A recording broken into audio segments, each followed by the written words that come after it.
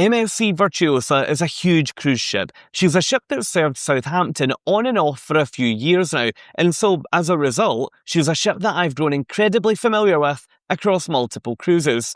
Since starting my YouTube channel, Virtuosa is one of my most asked about cruise ships, presumably because she's still scheduled to be returning to British waters for several months over the next couple of years. In this video, I'm going to share with you 6 things that I absolutely love about cruising on board MSC Virtuosa, in addition to 3 things that I don't. I'm hoping that this video can help you make the decision as to whether or not to book Virtuosa, or what to do when you get on board. If you do enjoy this video today, then please consider supporting my channel by simply clicking both the thumbs up and the subscribe buttons. And if you've just found me today for the first time, then welcome. I'm Fraser and I use my YouTube channel to share all of my cruise tips and experiences with you to hopefully help you have the best cruise possible. If you like the sound of that, again, just click subscribe. Now let's get started talking specifically about Virtuosa. So, what sort of ship is MSC Virtuosa? Well, this ship falls into what's known as the Meraviglia class. For anyone who's not familiar, a class of cruise ship is essentially the name given to the overall build of that type of cruise ship. Cruise lines will often order multiple ships within the same class, but they'll then fit them out differently inside. If you've cruised on any ships that have been almost identical to each other, this might make sense to you. If, however, that doesn't make sense, don't worry, we won't be dwelling on this for too long. Think of the class as being like a type of car that the customers can then fit out slightly differently. So, for example, you might own a Mustang, I might also buy a Mustang, but we'll kit it out differently. Yes, okay, slightly different when you think about cars versus cruise ships, but hopefully you get the picture. The Meraviglia class has 5 ships within it: MSC Meraviglia, MSC Bellissima, MSC Grandiosa, MSC Virtuosa, which is the ship we're talking about today, and also MSC Euribia. The last 3 of these ships are actually slightly stretched versions of Meraviglia and Bellissima, and they therefore fall into a subclass known as Meraviglia-plus. To summarise all of that, this video is probably going to be of interest to you if you're interested in cruising in any of the ships in either the Meraviglia class or the Meraviglia-plus subclass. The first thing that I love about cruising on board MSC Virtuosa is that the overall quality of the ship feels very, very high. And in fact, for the price that I've paid to get on board, it feels surprisingly high. Now, if you've ever cruised with MSC before, then you may be familiar with the term "the ship feels very MSC." All of the venues you walk into, you will constantly be aware of the fact that you are on an MSC Cruises ship. You'll find lots of mirrors, lots of polished metal, polished steel, polished brass. You'll find interior design that is very different to anything that you've probably ever seen before. Think Swarovski staircases, very glitzy, very blingy. But that, to me, is what makes MSC MSC. It's probably going to be quite Marmite. You'll either love it or you might potentially hate it. Personally, I love that. And I do think that when you walk around the venues on Virtuosa, the ship does feel to be of a very high quality. I actually took my first cruise post-pandemic on board Virtuosa, and over the last few years have been back on board at various time periods. What I've realised is that this ship is ageing really, really well. So whether you're planning to go on now or in 3 years' time, hopefully you're going to be faced with a ship that's in pretty good condition. The second thing that I love about cruising on board MSC Virtuosa is the Carousel Productions at Sea shows that you'll find in the Carousel Lounge. I remember this being relatively controversial when this class of ship launched. When you cruise, you'll typically have included or complimentary entertainment in this form of shows that will take place in the main theatre each night of your cruise. When MSC launched these ships, they introduced these shows that you pay a little bit extra for, and therefore they're obviously not included in your fare. Now, if you want included shows, then you absolutely do get them on Virtuosa. You just have to go to the main theatre.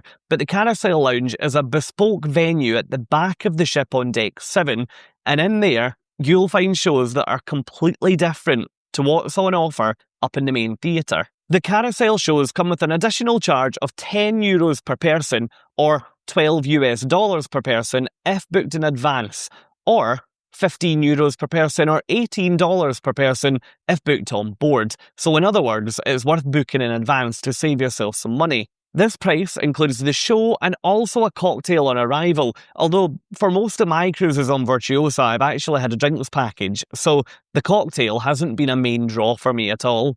You'll typically find there'll be 2 shows each evening in here, and you'll then find 6 show nights on a 7-night cruise. You need to check the listings to see what's on and when, so that you can go to a show that's of interest to you. It's very like Cirque du Soleil, if you've ever come across that before. The level of skill and talent of the performers in here is absolutely fantastic. If you were to take a show like this and put it at a venue on land, you would pay so much more money for what you're going to see in here. So for €10 or $12, book it in advance, come in here, get the free cocktail, and enjoy the show.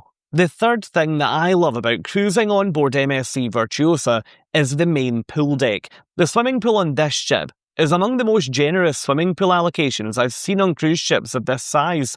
Okay, it's not a full-length pool, it's actually 2 separate pools that have a raised section in between, but it's much easier to swim in here than I've seen on lots of other cruise ships, largely due to the fact that if kids are playing in one pool, the other kids are more likely to go into that pool, therefore leaving the other one available for swimming. There is also an indoor pool on Virtuosa, in addition to a small, yes, very small pool at the very back of the ship. So there are plenty of options on here, but personally the main swimming pool up on the top deck I think is absolutely fantastic, and I love when you find a cruise ship swimming pool that you can actually do some lengths in.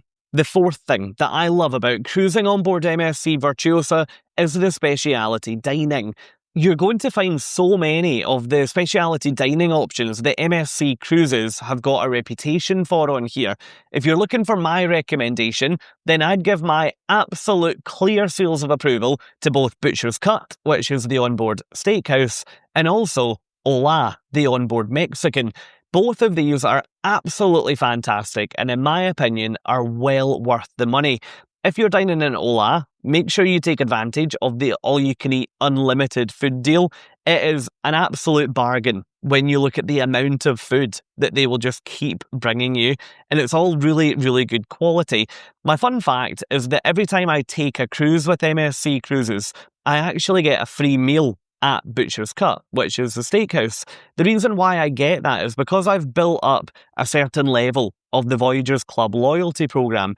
If you are planning to take a cruise on board Virtuosa or any other MSC Cruises ship, then make sure that you're signed up for that Voyagers Club loyalty program, because as your cruises build up, you'll unlock perks and benefits that, to be honest, are pretty good. You'll get things like fizz in your room on arrival, along with something like macaroons.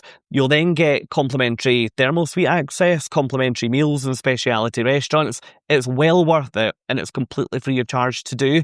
If you've got a healthy loyalty status with any other travel company, for example, airlines, hotels, casinos, then you can actually complete an MSC status match, which sometimes can mean that you'll take your first ever MSC cruise as a silver member or a gold member, or maybe even better. If you'd like more information on how to complete a status match with MSC Cruises, then head down to the link in the description of this video and you'll find everything you need there.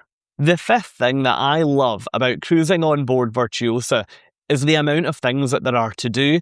I've been on other cruise ships that are actually much bigger than Virtuosa with higher capacity counts, and some of those ships don't have as many things to do on board.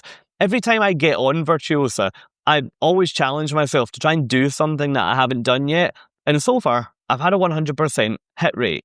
Honestly, there's so much to do on this cruise ship. There's a water park, there's an indoor sports arena, there's an F1 simulator, there's even a mini bowling alley, there's a ropes course up on the top deck, there's a really generously sized gym, plenty of shops, a chocolatier. You get the picture. There's plenty to do when you're cruising on this cruise ship or other ships in this class. So, what's the final thing for now that I love about cruising on MSC Virtuosa before we then move to look at the 3 things that I don't love? Well, it's got to be price. My cruises that I've taken on board MSC Virtuosa are among the cheapest cruises that I have ever taken, especially when I look at some of them from a cost per night point of view. I have heard people critique MSC cruises for things like the food that's included in the main dining rooms or some of the entertainment when it's compared to what they've seen from the likes of Holland America Line or Royal Caribbean as 2 examples. What I would remind anybody watching this video is that typically MSC Cruises is operating at a very different price point to some of those other cruise lines. If you pay £400 or $400 a night for a hotel on land, would it be fair to expect the same quality, the same calibre from a hotel that you pay half as much to stay at? I personally don't think so, and therefore it's important you remember that when it comes to cruise lines. When I've taken my trips on Virtuosa, I have typically paid about half of what I have paid to cruise with Royal Caribbean, so it would be incredibly unfair of me to hold them to exactly the same standard. Yes, okay, if you're cruising in a facility like the MSC Yacht Club, which, spoiler alert, we'll come back to shortly, then you might have a slightly different perspective on that. But that is my take as someone who typically cruises in interior or inside cabins. Let's now move to look at 3 of the things I don't love about cruising on board Virtuosa. Before we jump in, if you are enjoying this video, then remember to click that subscribe button here on YouTube in order to help me reach so many more people. Now, the first thing that I don't love about cruising on this ship is that there are so many venues on here that don't offer clear views of the ocean. This might be something that you find particularly appealing because perhaps it's your first cruise, perhaps you don't want to be looking out at the ocean, and you're therefore much happier in a space where you can't see outside too clearly. Personally though, at home I live at pretty much the furthest point from the ocean in any direction in the part of England that I live in. So when I take a cruise, I want or I need to be looking at that ocean. It's one of the main reasons why I cruise at the end of the day.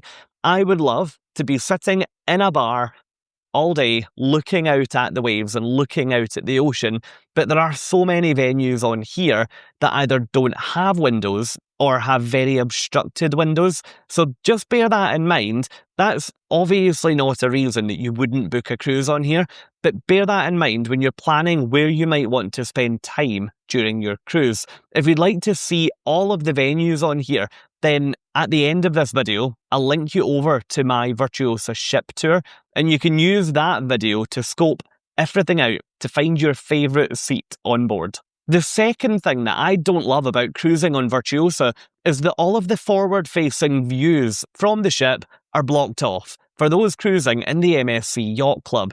I find this so frustrating when a cruise line makes the decision that only the people who are paying the highest fares are going to be able to look out the front of the ship. I found it incredibly frustrating when I took a cruise on MSC World Europa. That cruise was going through the Suez Canal, and I really wanted to be able to look ahead to see what was coming. But unfortunately, on that ship, they've done exactly the same thing, where you can only view out the front if you're on the sun decks that are within the MSC Yacht Club area. It was so frustrating, and it's the same on Virtuosa. So if you are doing a scenic itinerary like the fjords, for example, you're probably not going to get that stunning shot of the front of the ship going up a fjord. You'll maybe just have to take the risk and hang your camera slightly over the side. But on that note, don't drop it, because the ship will not stop for you to pick it up. The third thing that I don't love about cruising on MSC Virtuosa is that this ship can be busy. It's among the busiest cruise ships that I've ever been on, and I think you would probably be very surprised if you weren't expecting it. So you have to remember that this cruise ship has got a very high capacity figure. There are thousands of other passengers on here with you, so there's a pretty high chance that the theatre is going to be very busy. The Galleria is going to also be pretty busy, and that swimming pool that I mentioned earlier, well, that's probably also going to be pretty busy. So going back to that, if you'd like to swim up there, just time that very, very carefully.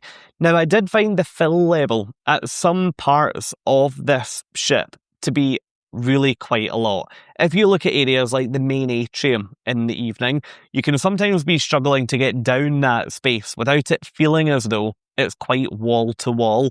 But that said, it is a big ship, so once everyone figures out where they're starting their night, you will find that it will generally deal pretty well with the crowds. The only other thing I have found when it comes to busyness levels is that venues like the pub can be quite difficult to find a seat in. They have installed seating outside in the Galleria, but it's still very, very busy. So if you are going to an event or an activity, then I would always recommend heading down a little early. Now that's it. That's a quick whistle-stop tour to what I love and don't love about cruising on board MSC Virtuosa. I hope you've enjoyed this video today.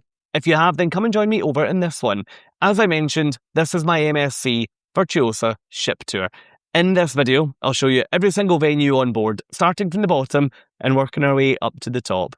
Thank you for watching this video, and I'll hopefully see you over there next.